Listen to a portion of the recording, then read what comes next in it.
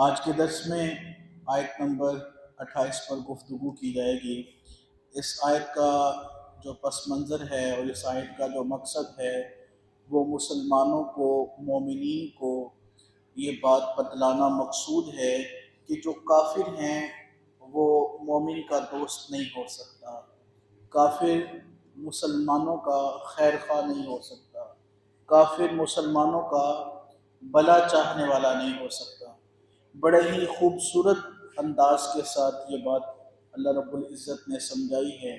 خالق کائنات اللہ ارشاد فرماتا ہے، لا يتخذ المؤمنون الکافرین اولیاء، نہ بنا لیں مومن کافروں کو اپنا دوست، من دون المؤمنین، مومنین کو چھوڑ کر۔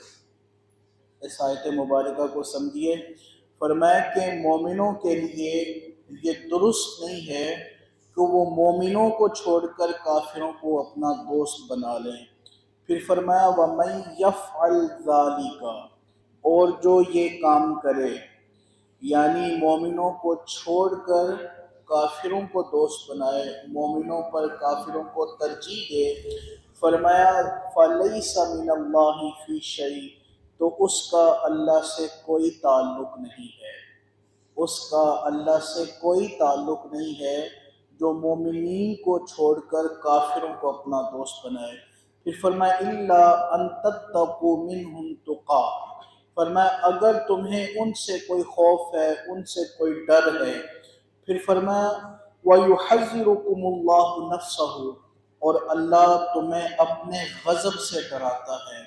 پھر فرمایا وَإِلَى اللَّهِ الْمَصِيرُ، اور بے شک ہر کسی نے اللہ ہی کی طرف لوٹ کر جانا ہے، اللہ ہی کی طرف پلٹ کر جانا ہے۔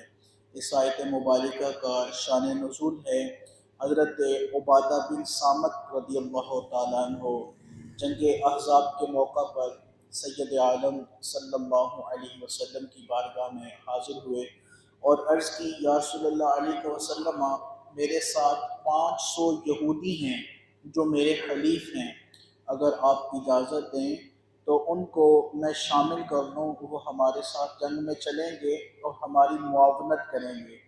تو حضرت عبادہ بن صامت رضی اللہ تعالیٰ عنہ کے اس سوال پر یہ آیت مبارکہ نازل کی گئی۔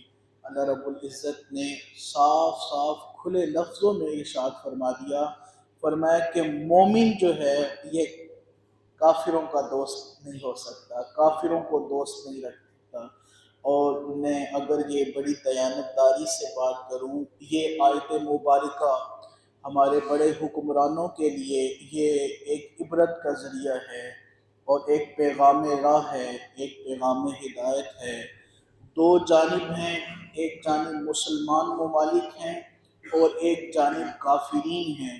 تو قرآن کا فیصلہ یہ ہے، قرآن یہ کہتا ہے، اللہ کا فرمان یہ کہتا ہے کہ کافر کو مومن پر ترجیح نہیں دی جائے گی، جو مومن ہے اس کو دوست بنایا جائے گا۔ مومن کو چھوڑ کر کافر کو دوست بنانا یہ اللہ کے حکم کے خلاف ہے۔